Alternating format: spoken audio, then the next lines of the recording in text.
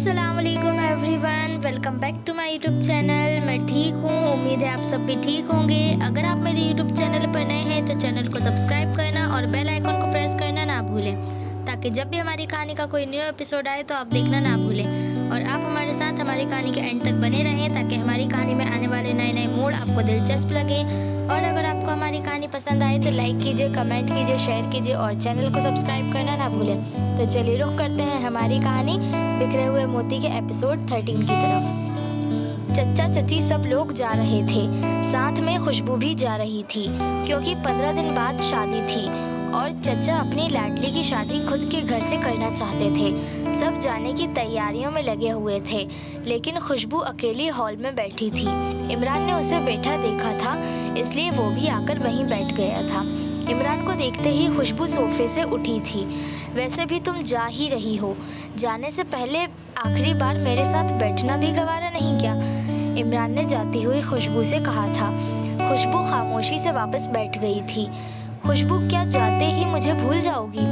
इमरान बहुत ही संजीदा लहजे में बोल रहा था। क्या मतलब है आपका? मैं आपको भूल जाऊंगी? अफसोस, भूलना क्या, मैं तो आपको भूल चुकी हूँ, और याद करने में रखा भी क्या है। हमारे बीच जो कुछ था वो तो पहले ही ख़त्म हो चुका है। अब मैं किसी और के घर की इज्जत हूँ। खुशबू खड़ी हो गई थी और जहर में डूबे हुए तीर छोड़ रही थी, जो सीधे जाकर कलेजे को चीर रहे थे। उसके अल्फाज किसी तीर से कम नहीं थे। वो अच्छी तरह जानता था ये उसकी खुशबू नहीं, एक फर्माबरदार बेटी बोल रही थी, जो अपने घर वालों के लिए कुछ भी कर सकती थी। खुशबू फिर जाने के लिए बड़ी थी तो इमरान उसके सामने आ गया था। अब जा रही हो तो इतना भी बताती जाओ कि मैं तुम्हें किस तरह भुलाऊं? इमरान ने बहुत दर्द भरे लहजे में खुशबू से पूछा था। आप उस खुशबू को भूल जाओ जिससे कभी आपने मोहब्बत की थी। उस खुशबू को याद रखो जिससे आप नफरत करते थे, तो भूलना बहुत आसान हो जाएगा। खुशबू अब बड़ी नरमी से बोल रही थी। शायद तुमने भी यही किया होगा, तभी इतनी जल्दी भूल गई। इमरान की बात में तंज था। उसकी बात का खुशबू ने कोई जवाब नहीं दिया था और वो वहाँ से खामोशी से चली गई थी। इमरान न जाने कहाँ चला गया था। वो खुशबू को जाते हुए नहीं देख सकता था। खुशबू सबसे मिलकर जा रही थी। सब मौजूद थे वहाँ, एक शख्स को छोड़कर। क्या देख रही हो खुशबू? आफरीन ने कुछ नोट किया था, तभी पूछा था। कुछ नहीं आफरीन, खुशबू बात टालना चाहती थी। मैं जानती हूँ तुम इमरान भाई को देख रही हो, लेकिन वो ना जाने कहाँ चले गए हैं। शायद वो तुम्हें इस तरह जाते हुए नहीं देख सकते।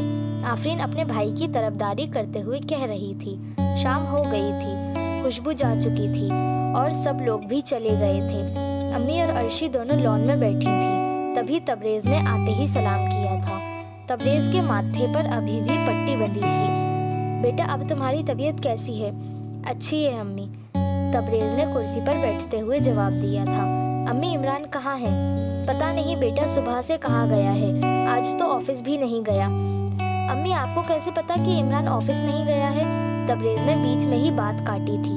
ऑफिस से अर्शी के अब्बू का फ़ोन आया था कि इमरान अभी तक ऑफिस नहीं पहुंचा, शायद अपने ही किसी काम से गया होगा।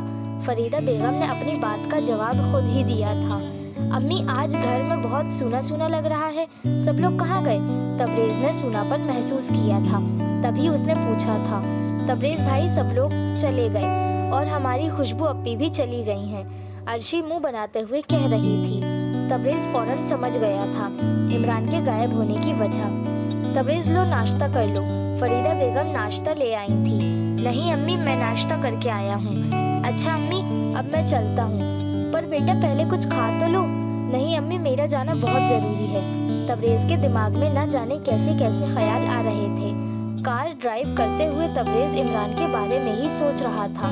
तभी उसे अपने मोबाइल का ख्याल आया था, जो कार में ही रखा था। तबरेज ने मोबाइल पर ट्राई किया था। हेलो इमरान, तू कहाँ है यार? मैं तुझसे मिलने के लिए कितना परेशान हूँ, तबरेज फिक्रमंदी से पूछ रहा था। तबरेज, मैं समंदर के किनारे पर हूँ। अच्छा, तो मैं अभी पहुँचता हूँ। तबरेज को थोड़ी तसल्ली मिली थी इमरान की आवाज़ सुनकर। इमरान यहाँ क्या कर रहा है यार, अकेला बैठा हुआ? सुना है आज तू ऑफिस भी नहीं गया। तबरेज इमरान के पास बैठते हुए कह रहा था। मैं क्या करूं, मेरा कहीं मन ही नहीं लग रहा है। हर वक्त खुशबू का चेहरा मेरी नज़रों के सामने घूमता रहता है। मैं कुछ करना भी चाहता हूँ तो नहीं कर पाता। अब तो मैं अपने दिल के हाथों मजबूर हो गया हूँ। जब मैं शीरी से मोहब्बत की बात सोचता हूँ तो मुझे इस बात का एहसास होता है कि मैंने तो कभी उससे मोहब्बत की ही नहीं थी।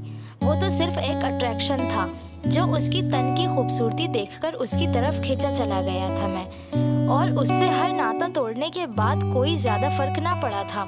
बस एक एहसास था जो मेरे दिल में बार बार मुझे महसूस करने पर मजबूर कर रहा था कि एक लड़की ने मुझे ठुकराया था। यही एहसास तौहीन की वजह से मैं कुछ दिन परेशान रहा था, लेकिन आज जब खुशबू भी मुझे छोड़कर चली गई है तो मैं दोनों का फ़र्क अच्छी तरह जान चुका हूँ। शीरी जो मुझे अपनी आज़ादी और दौलत के पीछे छोड़कर चली गई थी, वो सिर्फ अपनी खुशी के लिए जीती थी, और दूसरी तरफ खुशबू जिसने अपनी खुशी अपने वालिदैन और भाइयों के लिए कुर्बान कर दी। दोनों में ज़मीन आसमान का फ़र्क है।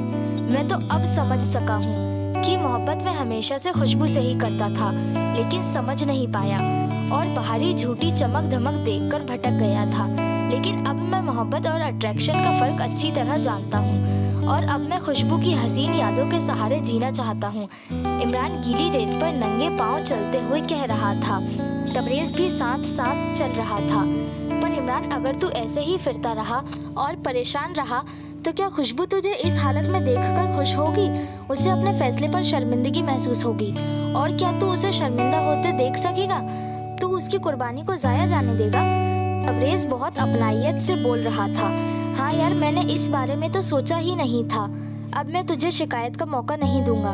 मेरी तो यही तमन्ना है कि खुशबू हर हाल में खुश रहे, और मुझे समझाने के लिए शुक्रिया। इमरान मुस्कुराते हुए तबरेज़ से कह रहा था। ये क्या कह रहा है इमरान? ये कहकर तो तूने मुझे पराया ही कर दिया। तबरेज़ नाराज़ होते हुए कह रहा था। नहीं यार, मैं तो ये कभी सोच भी नहीं सकता। अगर खुशबू मेरी सांस है तो तू मेरी ज़िंदगी है, और तू अच्छी तरह जानता है कि इन दोनों के बिना जीना नामुमकिन है। तबरेज़ आज बहुत खुश था। उसने इमरान को भटकने से बचा लिया था। इमरान बिल्कुल बदल गया था। सुबह जल्दी ऑफिस चला जाता और देर रात तक काम करता रहता। उसने अपने आप को काम में बहुत मसरूफ़ कर लिया था। आज तबरेज़ ऑफिस आया हुआ था। अरे यार, अब तो तुझसे मिलने के लिए भी अपॉइंटमेंट लेना पड़ता है। घर पर फ़ोन करो तो पता चलता है जनाब ऑफिस चले गए, और ऑफिस में फ़ोन करो तो आपका सेक्रेटरी बोलता है किसी ज़रूरी मीटिंग में बिजी है। तबरेज़ झूठी नाराज़गी दिखाते हुए कह रहा था। तू ही तो चाहता था कि मैं अपने आप को बदल लूँ, तो मैंने अपने आप को बदल लिया है। तो तुझे अब क्या एतराज़ है? इमरान मुस्कुराते हुए कह रहा था। बदलने को कहा था, अपने यार से ना मिलने को नहीं कहा था। तबरेज़ भी झूठे गुस्से में बोल रहा था। अच्छा ये बता, तूने घर जाना छोड़ दिया है क्या? नहीं यार, जाता तो हूँ घर। अच्छा, तो सुबह 7 बजे घर से निकल जाता है, रात को 12-1 बजे तक ऑफिस में काम करता है, इसे तू घर जाना कहता है? तबरेज़ अब संजीदा होकर बोल रहा था। तबरेज़, वो घर मुझे काटने को दौड़ता है। हर चीज़ में खुशबू की यादें बसी हुई हैं। मैं घर में रहता हूँ तो मुझे उससे जुदा होने का एहसास होता है। मेरा बस चले तो मैं बिल्कुल ही घर ना जाऊँ। वो तो घर वालों की वजह से मजबूरन जाना पड़ता है। मैं उनसे भी तो प्यार करता हूँ ना। इमरान के लहजे में दर्द झलक रहा था। इमरान, खुशबू की शादी में जाने के बारे में क्या सोचा है? सब तो जा चुके हैं। मैं रुका हूँ तो सिर्फ तेरी वजह से। अब और कुछ बहाना बनाने की ज़रूरत नहीं है। हमें आज ही जाना है। यार, कल उसकी बारात है। तबरेज़ इमरान को अपना फैसला सुनाते हुए कह रहा था। तू कब इस सच्चाई को एक्सेप्ट करेगा? यही सच है कि कल खुशबू हमेशा के लिए किसी और की हो जाएगी। तबरेज़ उसे समझाते हुए कह रहा था। पर तबरेज़, मैं उसका सामना नहीं कर सकूंगा। इमरान बड़ी मायूसी से बोल रहा था। नहीं इमरान, तुझे अपने आप को मजबूत करना होगा। मेरा यार इतना कमज़ोर तो नहीं। तबरेज़ उसे हिम्मत दे रहा था। दोनों रात को नहीं गए, लेकिन सुबह की फर्स्ट ट्रेन से गांव पहुंच चुके थे। पहुंचते पहुंचते शाम तो हो ही गई थी। दादाजी की हवेली को बहुत शानदार ढंग से सजाया गया था। कई गांव के और शहर के बड़े बड़े लोग उस शादी में शिरकत करने आए थे। अम्मी अस्सलाम वालेकुम। तबरेज़ और इमरान ने फरीदा बेगम को देखते ही सलाम किया था। वालेकुम अस्सलाम। ये क्या बेटा, तुम लोग अब आ रहे हो, ये भी कोई बात है? सब लोग तुम दोनों के बारे में कितनी बार पूछ चुके हैं। उनके जवाब देते देते अब तो मेरी जुबान ही छिल गई है। फरीदा बेगम दोनों पर गुस्सा करती हुई कह रही थी, अच्छा तुम लोग सबसे जाकर मिलो और फिर अपना अपना काम संभालो और मुझे भी अपना काम करने दो। फरीदा बेगम किसी काम से जाती हुई कह रही थी। तबरेज़ और इमरान सबसे सलाम दुआ करने के बाद शादी के कामों में हाथ बटाने लगे थे। तबरेज़ और इमरान गेट पर फूलों की सजावट कर रहे थे। तभी ज़मीर मियाँ आए थे। इमरान बेटा। जी चाचा जान। तुम ये काम निपटा लो तो ये पता लेकर कार लेने चले जाना। कौन सी कार चाचा जान? बेटा हमने खुशबू को दहेज में देने के लिए शहर से कार मंगवाई है और उसे सजाने के लिए भेजा है, क्योंकि खुशबू को उसी कार में विदा करेंगे। ज़मीर मियाँ इमरान को पता देते हुए कह रहे थे। इमरान के चेहरे का तो जैसे रंग ही उड़ गया था। चाचा जान कार मैं ले आऊँगा, इमरान कोई और काम कर लेगा। तबरेज़ ने इमरान की उलझन समझते हुए पता उनके हाथ से लिया था। नहीं बेटा, अभी तुम पूरी तरह से ठीक नहीं हुए हो। ये गांव के रास्ते हैं, तुम परेशान हो जाओगे। इमरान ही ले आएगा। चचा पता देकर चले गए थे। ला यार मैं ही ले आऊँगा। इमरान ने तबरेज़ के हाथ से पता लिया था। किस्मत को ये भी दिखाना था कि उसको अपने हाथों से विदा करूँ। इमरान के लहजे में गम की शिद्दत झलक रही थी। पर इमरान तू ये काम भी तो कर सकता है। मैं कह रहा हूँ ना, मैं ले आऊँगा कार। तबरेज़ ने अपनी बात दोहराई थी। तबरेज़ इमरान को बिखरते हुए नहीं देख सकता था। नहीं यार मैं ही जाऊँगा, तो ये काम निपटा ले। इमरान सुन तो यार। तबरेज़ उसे पुकारता ही रह गया, लेकिन वो जा चुका था। बारात आ चुकी थी। बारात का इस्तकबाल बहुत धूमधाम से किया गया था। इमरान सजी सजाई नई कार लेकर आ गया था। निकाह का वक्त हो रहा था। औरतें दुल्हन को सजाने के लिए जा चुकी थी। फरीदा हम लोग दुल्हन का सेहरा वहीं दूल्हे के सेहरे में भूल आए हैं, ज़रा किसी से मंगवा दीजिए। नसीमा बेगम फरीदा से कह रही थी। अरे कोई भी तो नज़र नहीं आ रहा है, मर्दाने में कैसे जाऊं? फरीदा बेगम सोच ही रही थी। तभी सामने से इमरान कार लेकर लौटा ही था। अरे खुदा का शुक्र है बेटा तू मिल गया, नहीं तो मैं मर्दाने में कैसे जाती। फरीदा बेगम ने इमरान को देखते ही कहा था। क्या कोई काम है अम्मी? हाँ बेटा। नसीमा बेगम दुल्हन का सेहरा वहीं दूल्हे के सेहरे के साथ भूल आई हैं, ज़रा जल्दी से ले तो आओ। पर अम्मी परवर कुछ नहीं, जो बात करनी है वो बाद में करना, अभी तो जल्दी सेहरा ले आओ। फरीदा बेगम हुक्म देकर चली गई थी और पीछे इमरान के लिए कई सवाल छोड़ गई थी। इमरान ने अपने आप को संभाला था, नहीं तो शायद अब तो वो रो ही देता। अम्मी कहाँ हैं? इमरान ने अर्शी से पूछा था। भाई अम्मी अंदर औरतों में हैं, वहीं चले जाइए, आप तो घर के ही हैं। आफरीन ने लड़कियों से बात करते हुए इमरान से कहा था। इमरान सीधा अंदर ही आ गया था। सेहरा उसके हाथ में था, जिसको वो देने के लिए तलाश कर रहा था। अम्मी तो नहीं, लेकिन सामने खुशबू बैठी थी। वो तो खुदा का एक हसीन शाहकार लग रही थी। मेहरून कलर के लहंगे में भारी काम से बना भारी ड्रेस पहनी थी और बहुत भारी भारी जेवरात और फुल मेकअप के साथ एक हसीन ख्वाब की मानिंद लग रही थी। इससे पहले तो उसे हमेशा सादगी में ही देखा था। इसी रूप के तो मैंने सपने देखे थे, लेकिन ये ख्वाब देखा मैंने था और आंखों से चुरा ले और कोई गया। आंखों में आंसू भर आए थे। भाई आप यहाँ?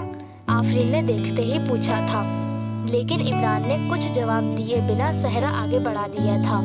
तबरेज़ भाई आपने इमरान भाई को देखा है क्या? आफरीन तबरेज़ से पूछ रही थी। नहीं तो वो कार लेकर आ गया क्या? हाँ भाई बहुत देर हो गई कार लेकर आए हुए, और न जाने सेहरा देकर कहाँ चले गए। सेहरा? तबरेज़ ने बीच में ही पूछा था। हाँ भाई खुशबू का सेहरा देने आए थे और वो खुशबू को बड़े गौर से देखते हुए बाहर चले गए थे। मेरा दिल तो बहुत घबरा रहा है भाई। ये क्या, उसके अलावा कोई और नहीं था सेहरा ले जाने को? वही बचा है क्या खुशबू के सारे कामों के लिए? पता नहीं इस वक्त कहाँ होगा। तबरेज़ फिक्र में एक हाथ कमर पर रखा था और एक हाथ अपने बालों पर फेरा था। क्या हुआ आफरीन, कहाँ गए हैं? शमा ने आफरीन से पूछा था। भाई को देखने गए हैं, वो बहुत देर से नहीं दिखाई दिए। आफरीन फिक्र मत करो, इमरान यही कहीं होंगे। अभी देखना दोनों हंसते हुए आ जाएंगे, शमा आफरीन को समझाते हुए कह रही थी। वहीं मुस्कान और तामिश भी आ गए थे। क्या हुआ आफरीन, तुम कुछ परेशान लग रही हो? तामिश ने आफरीन के चेहरे की परेशानी भांपते हुए पूछा था। बात क्या है, तुम खामोश क्यों हो? सारी बात तो मैं तुम्हें किसी और दिन बताऊंगी। अभी तो सिर्फ इतना ही कि बहुत देर से इमरान भाई का कोई पता नहीं है। अरे ये बात है, मैं तो समझा ना जाने क्या हो गया है। तुम क्यों फिक्र करती हो? शादी का माहौल है, कोई मिल गए होंगे। तामिश ने बिना समझे ही उसकी बात का जवाब दिया था। तबरेज उसे पूरे गांव में ढूंढता फिर रहा था। जिस दौर से इमरान गुजर रहा था वो उसे इमरान के लिए ज्यादा ही फिक्रमंद कर रहा था। आपको क्या लगता है इमरान कहाँ गया होगा? अपनी राय हमें कमेंट सेक्शन में ज़रूर बताएं। आपने हमारी कहानी यहाँ तक सुनी, आपको हमारी कहानी में आने वाला नया मोड़ कैसा लगा हमें कमेंट करके ज़रूर बताएं। अगर दिलचस्प लगा हो तो लाइक कीजिए, कमेंट कीजिए, शेयर कीजिए और चैनल को सब्सक्राइब करना ना भूलें। तो चलिए मिलते हैं हमारी कहानी के नेक्स्ट एपिसोड में। तब तक के लिए खुदा हाफिज़ and thank you for watching.